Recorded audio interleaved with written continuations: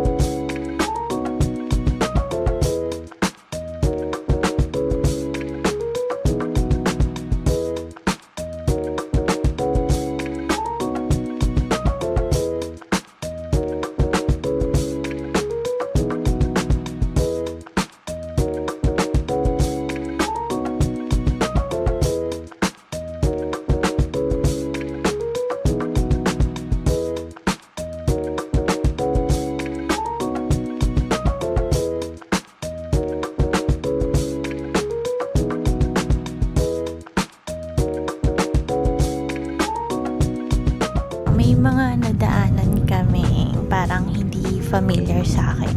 Nag-field work naman ako dati pero lagi kasi akong tulog sa bus. So, usually umalis ako na 12 midnight. Dumarating ako ng mga around 6 a.m., 7 a.m. So, ginigising na ako ng konduktor na dumating na nga kami.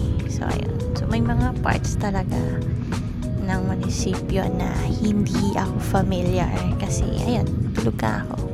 So, umalis ako ng 12 midnight kasi ayokong nag-add ng additional day. So, if nagsastart yun ng Monday, ayokong mag-travel ng Sunday ng umaga. So, ang ginagawa ko is midnight, like 12 a.m. ng Monday. So, darating ako ng around 6 or 7. So, Monday pa rin yung araw ko. And yun, mag-field work ka ng 8. And ayokong bumiyahe ng umaga ng like mga around 10 a.m. or mga hapon na 1 p.m.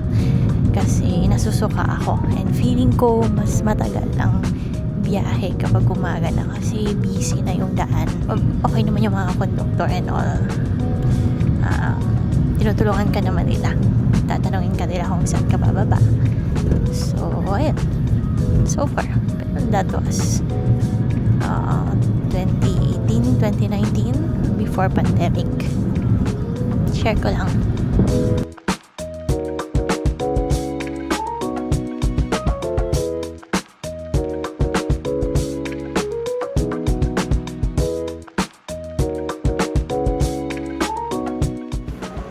Dito kami sa Grandma's.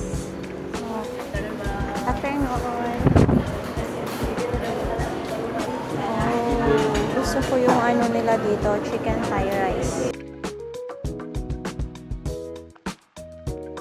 Dito ako kumakain dati before uuwi.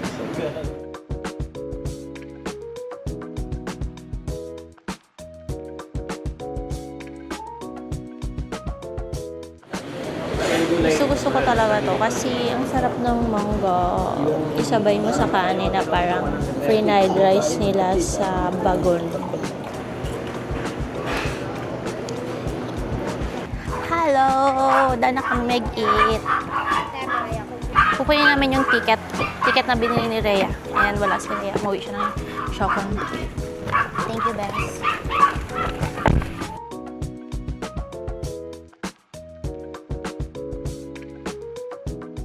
So, nakakatuwa. Nag-book kami ng hotel through Agoda. Meron silang Sela. Sela usually na binubook namin sa Manila. And then sabi dito is, sabi ng reception is 3 weeks pa lang daw sila. So nice.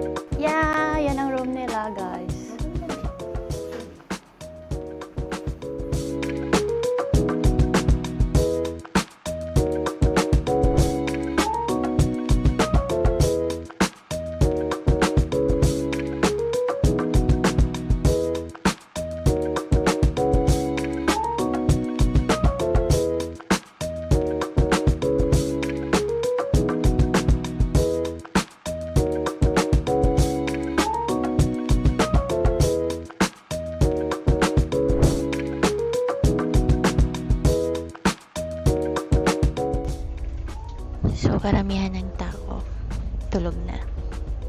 Ako, mag-work muna ako. So, yung in-avail pala namin is tourist. Maganda siya kasi air-conditioned yung buong deck. And then, bunk beds siya. So, sa tabi nyo, meron din. And then, meron lang division. So, makikita nyo ganyan. So, nasa taas si Daryl, yun si Nathan. Tapos Tito Noel dito sa kabila. So, okay naman. So, pagpasok, magbibigay sila ng blanket. And then, bibigyan ka nila ng parang tag. So, paglabas, pag bababa na, sasauli mo yung tag with the blanket. So, kung ilan yung binigay nila sa'yo, yun din dapat yung isasauli mo. So, I think if nawala, baka magbabayad data, parang ganun. Ayun, so far okay naman. And then, okay din yung ano nila, yung canteen nila. Maraming choices. CR nila okay din. So, kailangan mo lang tumiming ng paggamit kasi medyo marami din namang mga pasahero. And so far, it's nice.